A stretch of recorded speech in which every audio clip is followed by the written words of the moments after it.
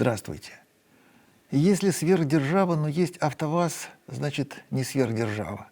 Не получится строить серьезное лицо, обозначать значимость, демонстрировать весомость, потом садиться в «Ладу Ауру» и ехать управлять миром. Невозможно поверить в прогрессивное производство, которое выпускает 20-летнюю «Ладу Гранту».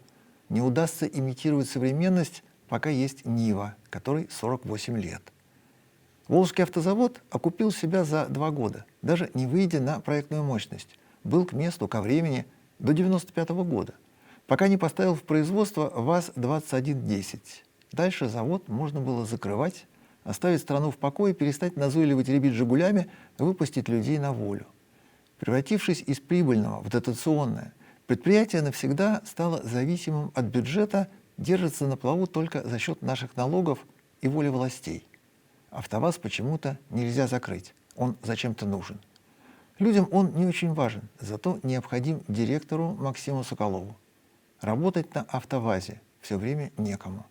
Приходится строить ВАЗ-ЛАГ, заводить заключенных, они дешевые, одноразовые, полностью за счет государства. Самое главное, не надо платить зарплату. Денежное содержание обеспечивает ФСИН и федеральный бюджет. Для АвтоВАЗа прибыльность использования заключенных составляет 100%. Даже на каторге ГУЛАГа затраты были и 100% не получались. В лагерях не платили, но тратились на содержание. АвтоВАЗ не тратится. Но заменить полностью всех вольных рабочих, инженеров, конструкторов на заключенных в этот раз не получится. Война опустошила тюрьмы. В России они заполнены при любой власти, но в данный исторический момент тюремные войска командированы в Украину, и впервые с реформы Хрущева не только не строятся новые зоны, но и закрываются старые. Поэтому заявки АвтоВАЗа на персонал ФСИН удовлетворить не может. Приходится брать на работу людей с воли. Но они все хотят зарплату, что портит показатели прибыльности. Если человек не желает работать бесплатно, он наносит прямой ущерб директору завода Максиму Соколову. Придется ждать еще несколько лет, прежде чем тюрьмы вновь заполнят и можно будет обеспечить штат бесплатными рабами. А пока приходится выкладывать на сайте вакансии, зазывая вольных на каторгу.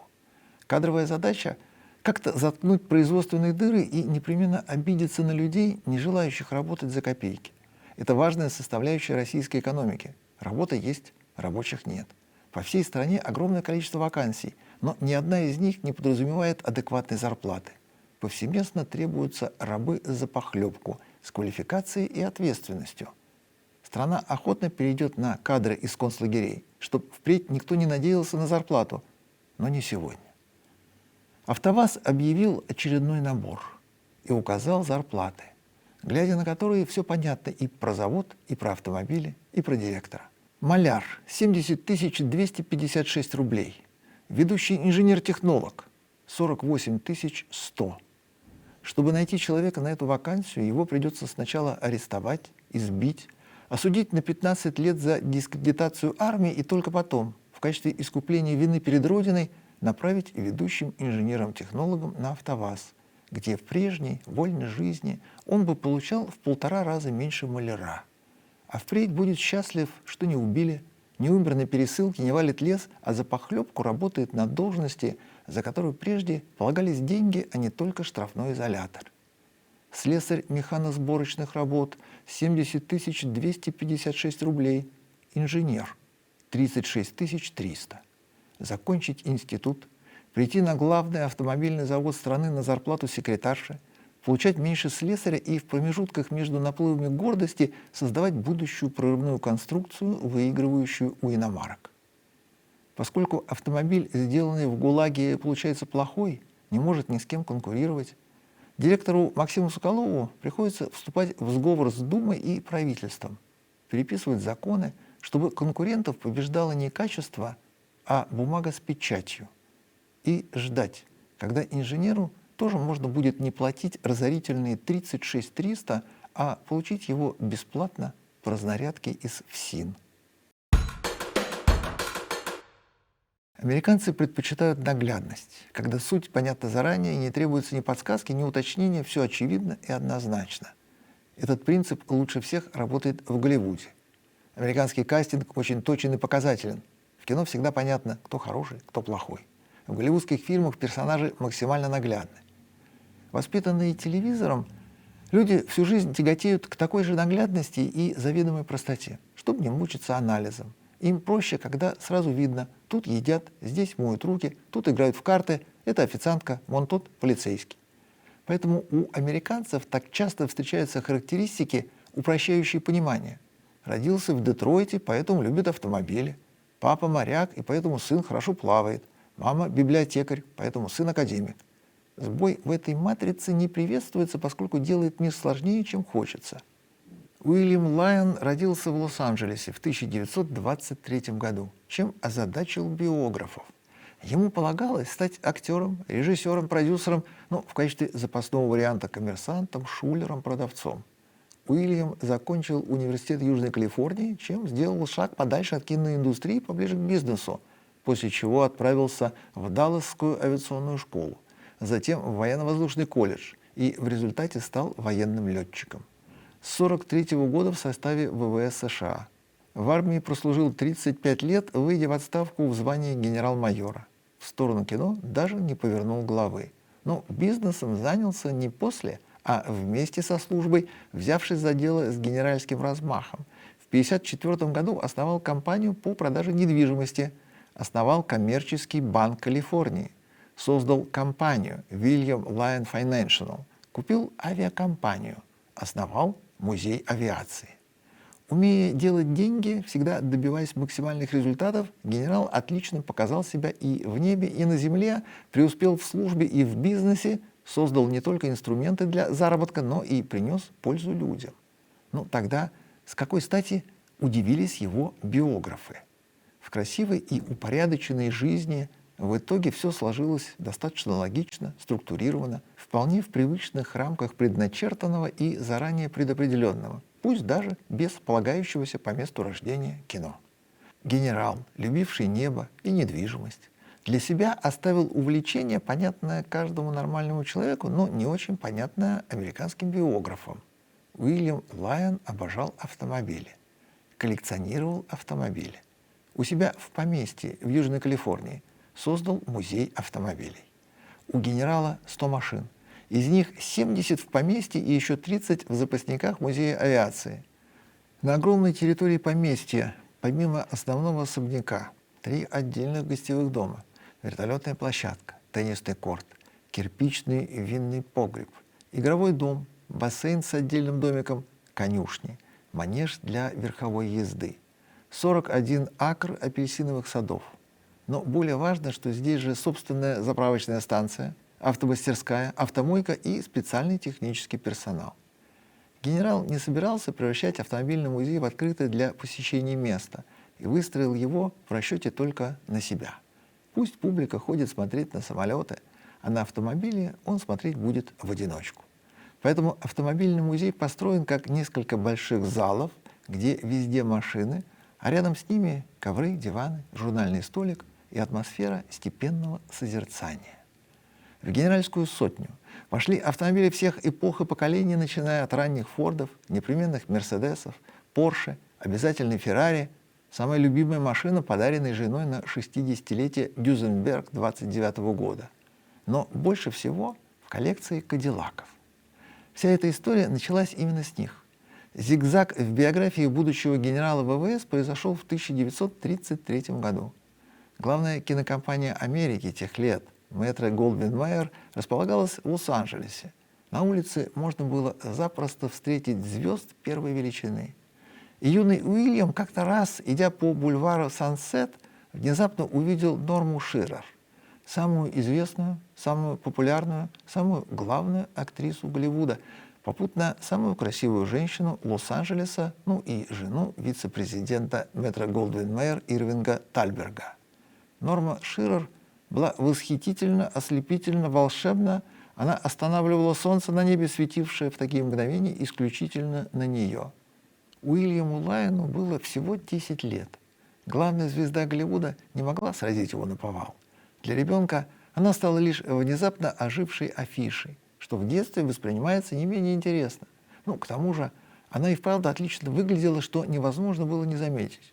Но важнейшим в явлении главной красотки Голливуда на бульваре был красный кадиллак.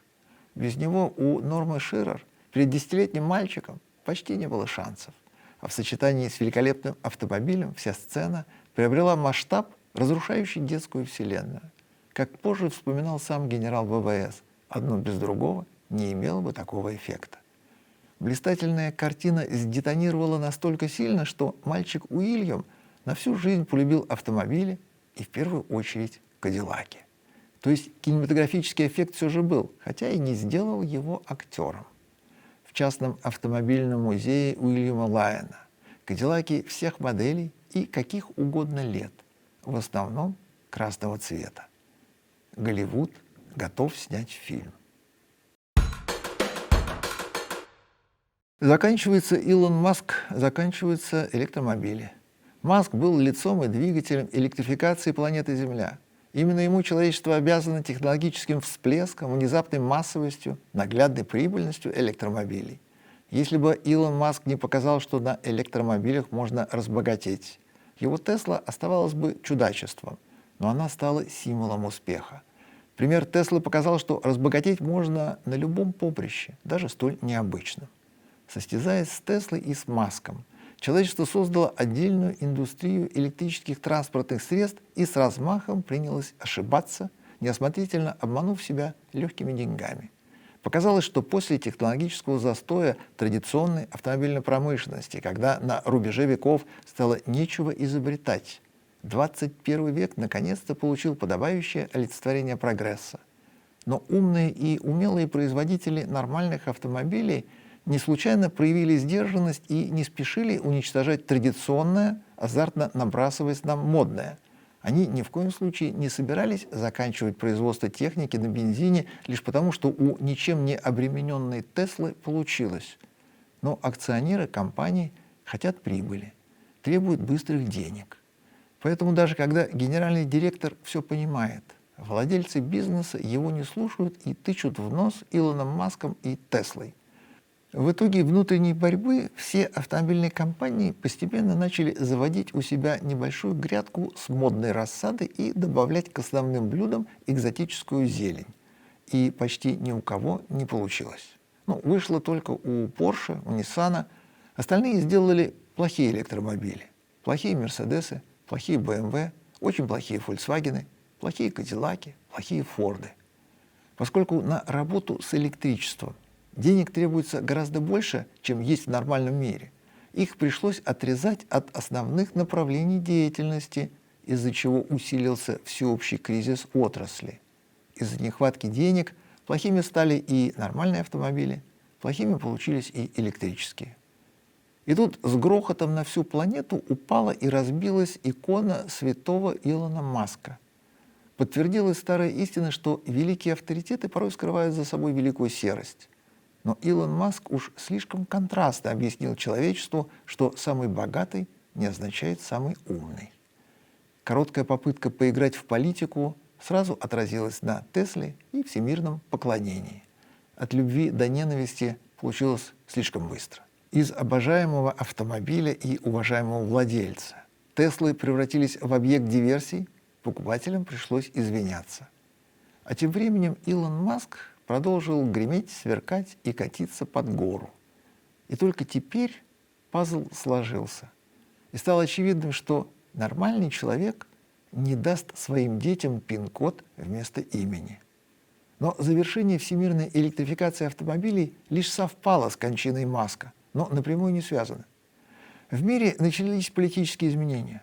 Зеленые были главными долгие годы. Их слушали и боялись. Они приносили политические дивиденды и за них голосовали.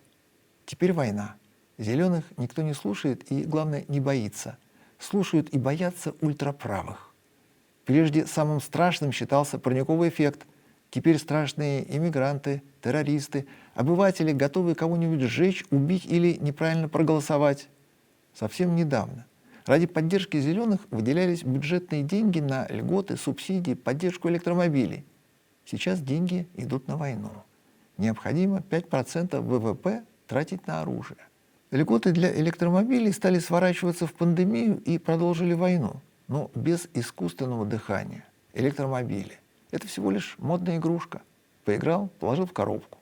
Один на один с рынком электромобили несостоятельны. Они не годятся для работы, для больших дел, для серьезных задач.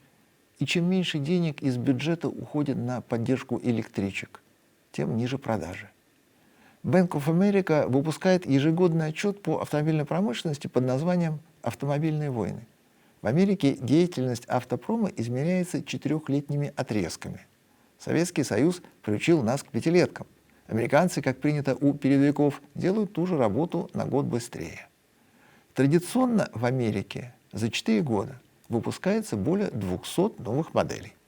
Прогноз Bank of America на предстоящий период: будет сделано 159 новых моделей. Нам это ни о чем не говорит и даже смешно. Американские специалисты из-за этой цифры начинают нервничать. Старший автомобильный аналитик Bank of America Джон Мерфи объясняет, сокращение моделей обусловлено отказом от электромобилей. В предыдущий 4-летний период они весомо присутствовали и в статистике, и в намерениях. Теперь иначе. И Джон Мерфи говорит, это показатель того, что инвестиции в электромобили были отвлекающим фактором и тянули планирование продукта в слишком разных направлениях. Но летящий под откос поезд останавливается не так быстро. Bank of America прогнозирует выпуск 71 модели электромобилей в течение следующих 4 лет, что вдвое меньше, чем прогнозировалось 2 года назад. Bank of America считает наивысшей точкой электрификации транспорта в Америке не более чем 8%. Илон Маск заканчивается быстрее, чем электромобили. Аляска стоит не очень дорого. Для тех, кто давно хотел вернуть Аляску в Россию, вполне подходящий вариант. Купить можно в любой момент, но потом придется долго объяснять эту странную покупку, что-то рассказывать в ответ. Аляска незатейлива, про нее все давно известно и нет ничего нового. Продается по цене от $30 тысяч. Можно подыскать Аляску подороже, но она в любом случае не станет неподъемной, поскольку на самом деле это не американская Аляска, а испанская Наварра, которая дешевле. Аляска — это пикап Renault Alaskan, сделанный из Nissan Navara. Зачем Renault затеяла рамный пикап, в котором не нуждается, не очень знают и сами французы. Зато своей Аляской они толкнули камень с горы, и всегда конкурирующий Peugeot тоже сделал себе пикап, и тоже на базе Nissan Navara. И тоже не очень понял, зачем. Наварра — это средневековое королевство, известное под этим именем с 1162 года. На сегодня лишь провинция на севере Испании. По размеру на порядок меньше Аляски. От названия веет испанским солнцем, чрезмерной жарой, долгой историей. К счастью, никакие баски не прилагаются, и обычную Наварру можно взять без нагрузки, хотя сделать это нелегко, поскольку в последнее время автомобиль исчез с официальных сайтов Nissan. Географические названия автомобильные компании очень любят. Они придают машинам масштаб, весомость, они обнадеживают и обещают больше, чем может дилер. Renault не ограничилась Аляской и взяла себе еще и Австралию. Renault Austral — совсем свежий кроссовер 2022 года на платформе Qashqai. В нем нет вообще ничего, кроме названия. Зато покупка неизбежно воспринимается как крупная, весомая. Если размах Аляски, Австралия, королевство Наварра кажутся по плечу, но не подходят по климату, есть тундра. Тундра огромна, неприхотлива, не так скудна, как может показаться, хотя покупку тундры тоже довольно сложно объяснить, и придется оправдываться стремлением к простору, крестьянскому быту, тягой к неприхотливой жизни на природе подальше от цивилизации. Поскольку тундра заведомо больше Аляски, лучше выглядит и более разнообразна по наполнению. Ее цена выше. Сегодня купить тундру можно за $40 тысяч. Это пикап Toyota Tundra 3-го поколения. Первые 2 продержались в Америке с полноценными V8. Теперь тундра осталась только с V6. Для потенциальных землевладельцев, масштабно измеряющих возможные покупки отдельными территориями с громкими названиями, есть более спокойное и надежное предложение, от которого никак не веет морозом по коже. Оправдание потребуется и в этом случае, но собственная Монтана все равно звучит лучше собственной тундры или собственной Аляски. Цена Монтаны начинается от $25 900. Она не крупная, Отлично выглядит, в ней много интересного и неожиданного. Обзор займет не один день. Предвидится открытие Chevrolet Montana. Первое поколение этой машинки 2003 года было очень неординарным. Пикап на базе Opel Corsa под именем Chevrolet Corsa Utility для Южной Америки и Африки. Второе поколение 2011 года сделали из чуть более прочной Corsa из Opel Combo и дали имя штата Монтана. И только третье поколение 2023 года превратилось не в заплатки, сваренные автогеном из чужих машин, а вполне самостоятельное изделие, сразу задуманное как пикап.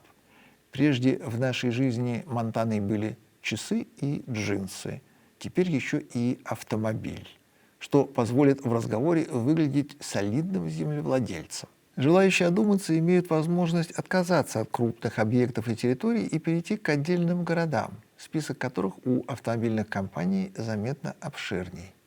Монте-Карло.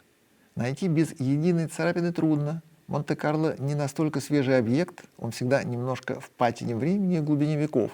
Но если вожделенная покупка не сверкает новизной, значит, цена не обещает испуга. Chevrolet закончила производство модели Монте-Карло в 2007-м, продержавшись в 6 поколениях, с 1969 года. Было время, когда Монте-Карло звучало во всех смыслах идеально, поскольку двигатель был V8. Автомобили с именем, приравненным к целому городу. Любимая тема производителей. Одно дело провозгласить силами завода континент, штат, климатическую зону, пустыню, остров, и другое дело, когда город, и не только Монте-Карло, от которого веет богатой жизнью и большими скоростями, не менее любимые города, ассоциативно провоцирующие улыбку, вздох облегчения, чувство все еще не опустевшего кошелька. Малибу. Тот самый город и одновременно пляж, где водятся самые красивые спасатели в мире и где все престижно, не настолько, чтобы недосягаемо. Но «Шевроле Малибу» не получился настолько же блистательным, как Памела Андерсон. Внимание привлекал меньше, чем актриса, и запомнился в первую очередь благодаря названию. Как и Subaru Требека, названная в надежде хоть немножко покрасоваться на фоне нью-йоркского аналога московского дома на Берсеневской набережной. В микрорайоне Трайбека живут Марайя Керри, Роберт Де Ниро, Кейт Уинслет, и очень хотелось, чтобы еще и Субару, но Роберт Де Ниро остался, а Субару нет. Ее и не поняли, и не приняли, и сразу забыли. Сохранилось только послевкусие имени. Но изящнее всех в географию сыграли корейцы. Они очень тонко подошли к вопросу и глубоко изучили предмет. Никто ведь не понял, с какой стати Hyundai выбрала для своего кроссовера в качестве названия столицу американского штата Нью-Мексико город Санта-Фе. Но корейцы, затевавшие экспансию на чужом континенте, решили, что им поможет не только относительно известное название, но и Франциск Азизский, назначенный испанцами в 1610 году на должность смотрящего за городом в момент присвоения ему статуса столицы штата.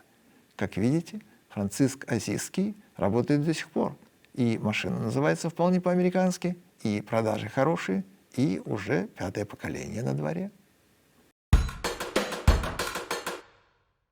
В тридевятом царстве, в 30-м государстве, в далекой стране бесстыдных рекламных роликов, неловкого самопиар и недостоверной статистики, в Китае, идет дележка неизвестного нам пирога. События в Китае не для иностранцев. Все, что там происходит, внутреннего потребления и не должно выплескиваться за пределы страны, настораживая подробностями иностранцев, обязанность которых верить в безупречную картинку китайского благоденствия, процветания и опередившую планету Земля прогресса.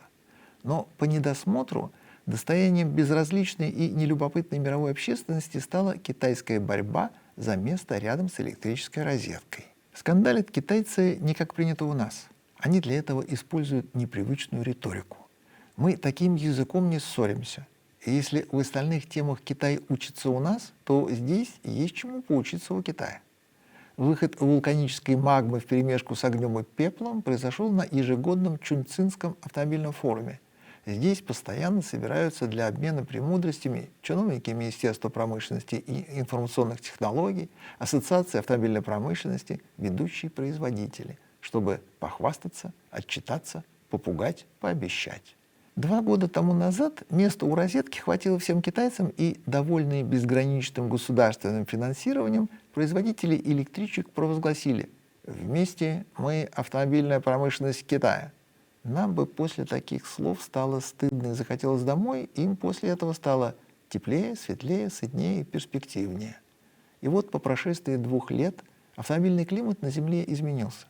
Вместо глобального потепления обозначились признаки начала ледникового периода проникновения электромобилей. На внутрикитайском рынке достигло 40%, после чего уткнулось в прекращение дальнейшего роста, вызванного непомерным китайским масштабом.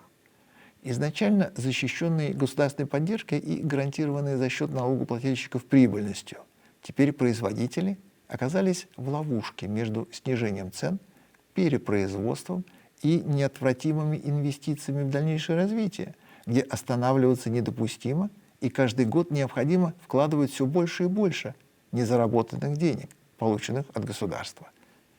Показательна судьба отраслевого лидера Теслы. Некогда доминировавшая в Европе, Тесла столкнулась с падением продаж в первом квартале 2025 года на 36% в годовом исчислении.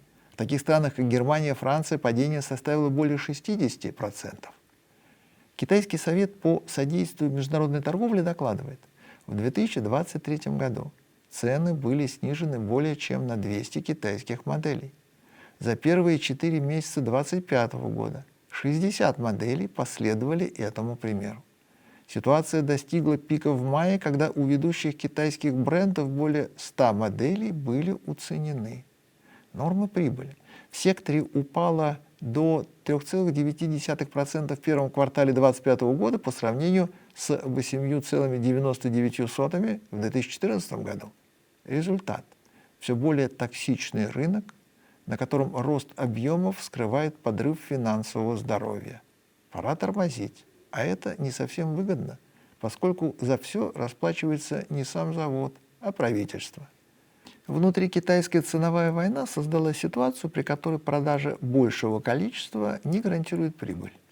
Прежде масштаб гарантировал доход, теперь масштаб привел в тупик. Самое время снизить темп. С этим столкнулась Тесла по всему миру, с этим столкнулись китайцы на форуме в Чунцине. Первым извергаться начал вице-президент Джили Виктор Янг, обвинивший компанию BIT в лицемерии. Лэй Цюня из Xiaomi увеличил температуру горения, заявив: «Клевета – это взгляд вверх с благоговением». Фраза очень красивая, нашему уху непривычная. Мы выясняем отношения иначе. Вполне по-нашему прозвучал выпад Ли Юнфэя из компании BIT. Он обозвал коллег по отрасли глупыми и злонамеренными и призвал государственные органы вмешаться. Генеральный директор BIT по брендингу и связям с общественностью Ли Юнфэнь назвал поступки конкурентов грязными трюками, клеветническими кампаниями и подлыми тактиками, направленными на манипулирование общественным мнением. Старший вице-президент Джили Виктор Янг обвинил BIT, заявив, что это тот случай, когда вор кричит на вора. Китайская ассоциация автопроизводителей опубликовала заявление, осуждающее всеобщую хищническую ценовую политику, направленную на продажи ниже себестоимости. В склоку полезла Китайская автомобильная торгово-промышленная палата, назвавшая тактику ценовых войн и массового демпинга несостоятельной. Скандал получился в лучших китайских традициях, с огнями, драконами, фейерверками, праздничным салютом и спецэффектами. Всласть накричавшись на весь Чунцин, красиво изложив претензии и некрасиво обругав привычными словами, участники форума пришли к выводу, что единство китайской автомобильной промышленности, кормившейся за чужой счет, уступило место борьбе за выживание. Для нас это лишь аборигенная жизнь глазами туриста. Но китайская тревога обнадеживает. Вдруг правительство и коммунистическая партия опять пересмотрят стратегию, укажут автомобильной промышленности новый путь и в приказном порядке уберут всех лишних, как это они уже один раз сделали. Когда Китай только начинал выпускать машины, в стране было 600 автомобильных производителей. На сегодня их осталось только 60. Пусть китайцы еще раз прокричатся на весь Чунцин, чтобы получилось по русской классике. Герцен разбудил декабристов, декабристы разбудили Ленина, Ленин — Октябрьскую революцию. Крики разбудят китайское правительство, и оно примет меры, еще раз на порядок сократив поголовье. Первой пала Калифорния. Ее экологические нормы терроризировали не только отдельный штат, не только всю Америку, но и накрывали заболеванием Европу, вызвав волну подражаний и запретов. Франция голубую идею американских зеленых о нулевом выхлопе, электромобилях и запрете старых машин восприняла с энтузиазмом, но пошла дальше. Помимо всеобщего закона 2021 года о климате и устойчивости, Франция начала создавать отдельные резервации, куда разрешила въезд только чистым и добропорядочным, запретив проникновение грязным и старым. Была создана национальная система зон с низким уровнем выбросов, низких, стремящихся к нулю. Города получили самостоятельное право указом мэра устраивать резервации и пускать в них только тех, кого захочется, предложив остальным убираться восвояси. Закон поделил французов на сорта. Людям первого сорта разрешили, людей второго сорта запретили вместе с их автомобилями. С особым цинизмом принялась свирепствовать мэр Парижа испанка Энн Идальго, пожелавшая себе чистый воздух на Елисейских полях, запретившая французов вокруг. Франция выздоровела. Национальная ассамблея проголосовала за отмену системы зон с низким уровнем выбросов. Объясняя случившееся, ассамблея сообщила, что чистый воздух французам не по карману. Они все еще ездят на старых автомобилях, менять их не станут, и возможность считаться равноправными гражданами республики является важнейшим социальным решением. Пресса благосклонно констатировала, голосование Национальной ассамблеи представляет собой политический прорыв. Реабилитированы автомобили классов Евро-4, Евро-3 и Евро-2. Поскольку закон о климате разрешал мэрам городов издеваться над французами по своему усмотрению, в одних местах Евро-4 запретили уже давно. В других планировали сделать это сейчас.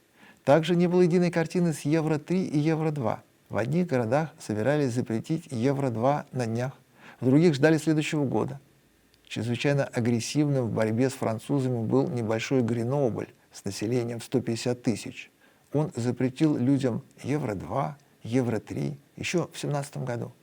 Лион с населением в 500 000 человек Евро-4 сохранил и раздумывал запретить только в 26-м, запретив Евро-3 и Евро-2 совсем недавно, в 23-м. Париж экологическую войну вел не только по классам, но и по годам, запретив французам автомобили старше 1997 года выпуска. С этого года запретили дизеля. Любые транспортные средства ниже Евро-5 запретили еще в 2020-м, тогда же ограничив въезд в центр, оставив такую возможность только для техники после 2011 года выпуска. Несмотря на правовую однозначность, Национальная ассамблея поставила страну в нормативную неопределенность, поскольку поступила, как это обычно делают в России, размазав срок вступления в законную силу на неопределенный период. Французам то ли уже можно нормально ехать по делам на своем Евро-2, то ли еще нельзя, и надо пережидать в подполье. Подождать придется, пока голосование Ассамблеи не ратифицирует Конституционный совет. Скоро станет можно, пока лучше не рисковать и сохранить на лобовом стекле автомобиля звезду Давида о собственной второсортности и не соваться в резервацию для белых. Следующий шаг – феодальная раздробленность. Разрешив французам ездить на старых автомобилях по Евро-2, закон не лишил полномочий мэров городов. Они по-прежнему могут устраивать концлагеря, гетто, резервации, проводить облавы, казнить. Париж уже объявил о намерении сохранить систему запретов, даже если отмена на национальном уровне будет утверждена. В Гренобле вспомнили, что, оказывается, резервацию они затеяли для снижения смертности, связанной с загрязнением воздуха, и тоже готовы еще раз запретить людям их автомобили. К Греноблю примкнул Лион. Нант, Страсбург, Лиль не определились. Французы в растерянности, но надеются. Реабилитированный Евро-2. Удар по всей экологической политике ЕС. «О поле, поле, кто тебя усеял матерыми паршами, чем борзый конь?» интересовался летчик Аспушкин у Руслана и Людмилы. Поле, усеянное правильными машинами. Субботний выезд клуба «Порше» на хорошо асфальтированную природу, на мероприятие Феби Спидфест. На прошлой неделе в Литве прошел фестиваль автомобильных клубов. На этой неделе клубы фестивалили самостоятельно, и те, у кого Porsche, предсказуемо предпочли азартно погоняться. Владельцы быстрых машин, как хозяева больших собак, привыкли слышать в спину неласковые пожелания, чтобы ни здесь, ни сейчас, где-нибудь в другом месте, например, на собачьей площадке, это для ротвейлеров, или на гоночной трассе, это как раз для Porsche. O su jumis bus atskira kalba, padarysim bajeriuką. Gerai, kad jo, galite ir mašiną apsikeisti, bet jūs dabar jeigu apsikeistumėt, tai mes greitai. В Литве много хорошего асфальта. Трасса Неманское кольцо в Кочергине под Каунасом известна со времен советских кольцевых чемпионатов. Правильно спроектирована, грамотно оборудована, позволяет ездить быстро. Клуб Porsche арендовал трассу, позвал всех желающих, предложил вдоволь погонять, а потом несложно посостязаться в зачетной дисциплине слалом Лимана.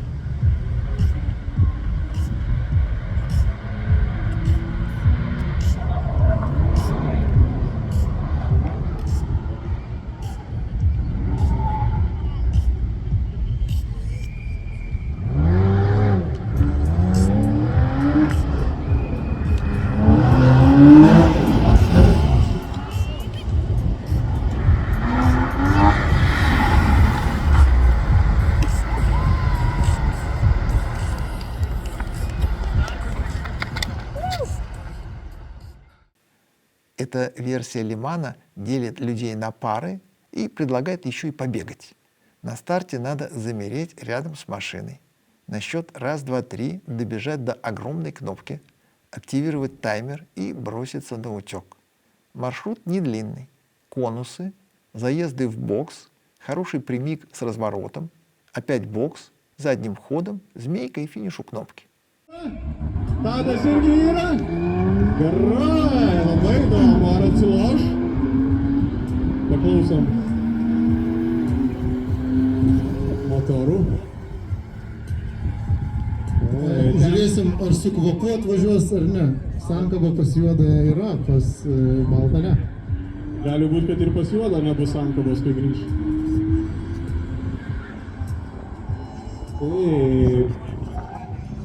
Gražiai, sinchroniškas. Sinchronas, tai dailiam čiuožime. Bazė tai garažas.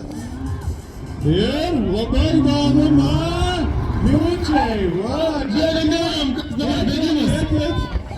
Tadas pirmas. taip, palaikymas yra šiandienis. Миллиметrais, Когда борзый конь один из самых быстрых в мире, ожидается, что хозяину бегать ни к чему. Но в местном клубе Porsche не так. Могут, умеют, практикуют. Гоняют литовцы без ущерба. Машина позволяет отлично прописывать змейку, очень послушна рулю, с прекрасной разгонной и тормозной динамикой. Поэтому можно и не состязаться, а лишь с удовольствием участвовать.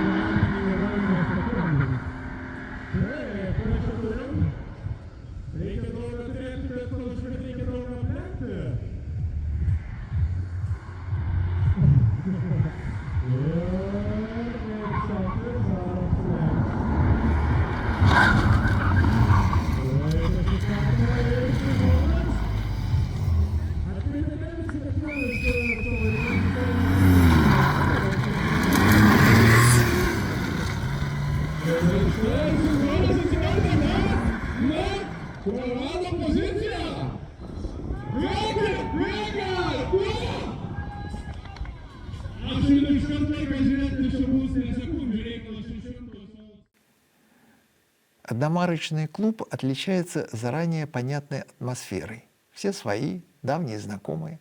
Приехали потому, что рады друг другу. Возможности автомобилей не делят сообщество, исходя из характеристик. Они у каждого выдающиеся. Уточнений не требуется. Медленных Porsche не осталось. 356-я в музее, остальные в Кочергине. И едут очень хорошо. Каены, Маканы, Тайканы, Панамеры знают, что им тоже обрадуются, но сами они на конусах будут выглядеть неподобающе. Не их среда обитания. Поэтому на кольцо приехали Бокстеры, ну и 911-е. Robertas atkovos tas keletą sekundžių.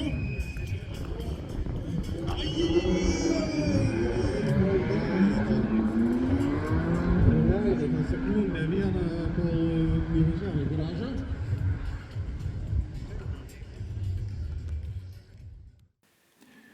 Фирма Porsche перестала придумывать новые имена и цифры, убедившись, что, во-первых, мало кто в состоянии отличить одну их модель от другой.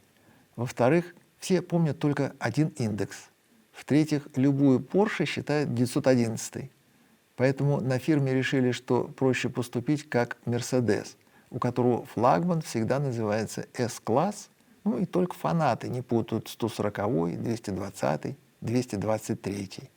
Поэтому Porsche теперь все 911, но одни из них с секретным индексом 996, другие 997, а некоторые Carrera.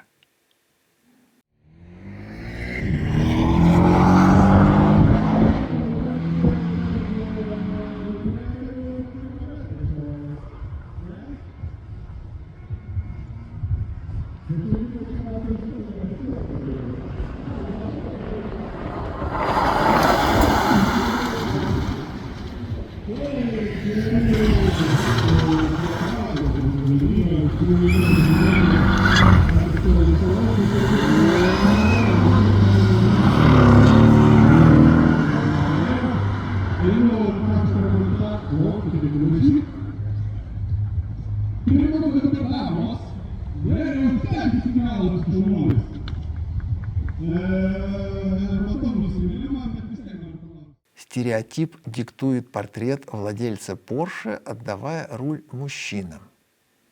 Porsche — это само по себе весомо. Красный — это уже вызов. Кабриолет — и вовсе эпатаж. Когда за рулем блондинка — попрание устоев, слом стереотипа.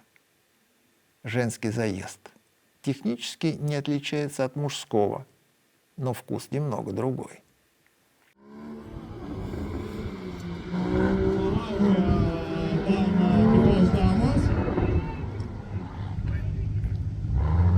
Taip, girdžiu pas vaikus ten irgi emocijos, kol žaidimas, du čempionai, aiškinasi tarpusavy.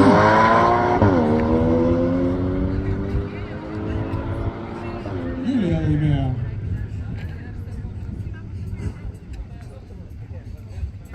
Ką mes turim, koks rezultatas? Tai dar tiek to rezultatą, tai Julija kol kas laimi.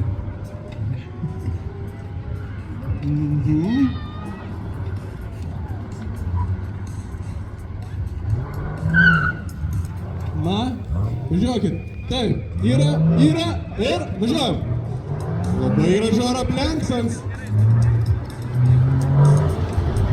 Na, pauzė yra, bėgam, merginos bėgam. Štai, gali būti, kad atsilaš praloštų sekundės.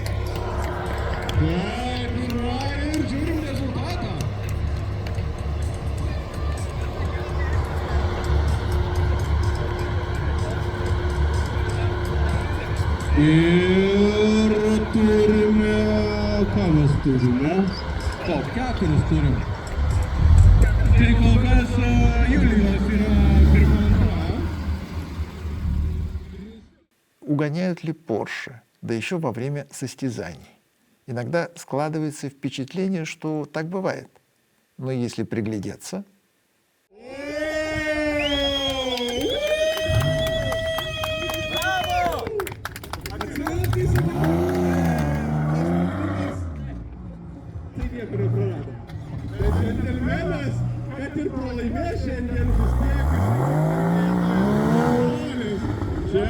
euras buvo iš Karolio apgalvotas.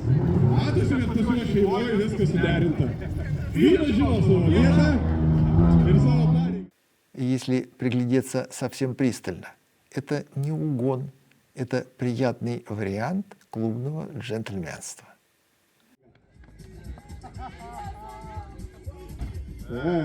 Džentelmenas. Aišku, aš nežinau. Ar iš tiesų nebus. Солнечный день быстрых машин, да еще с наградами. Красиво. Kad povilas neturėtų prie to pašaukti. Sako, man atrodo Vilniui. Sanka vakare nėra pasirūpins. Šramutis. Švelnutė numeris 2. Ačiū damos, kai visada su jumis nurodo, ačiū, lauksime. Tarp tikro, ne pirmą kartą Ar jūs pasijai. džiaugiatės, ar ne? Jis Pirmas, antras, trečias! Ačiū dalyviai! Ačiū visiems Nagi parodykit, kaip džiaugiatės. Oi! Вопросы, ответы, реплики. Латпенс. Живу в Латвии, в Риге. За 20 лет документы проверили раза 4. Пару раз остановили минуты на 2 при проезде какого-то иностранного короля и высокого чиновника НАТО. Много ездил по Германии, Чехии, Литве, Эстонии, Польше. Ни разу документы не проверяли на дорогах. Пару раз на границе было в Германии и Литве. Лет 10 назад автомобиль с премьером Латвии попал в аварию и немного помял частный автомобиль. Виноват был водитель премьера. Премьер недели 2 извинялся в интернете и на телевидении. Чеширский кот, многократно цитируемый в программе.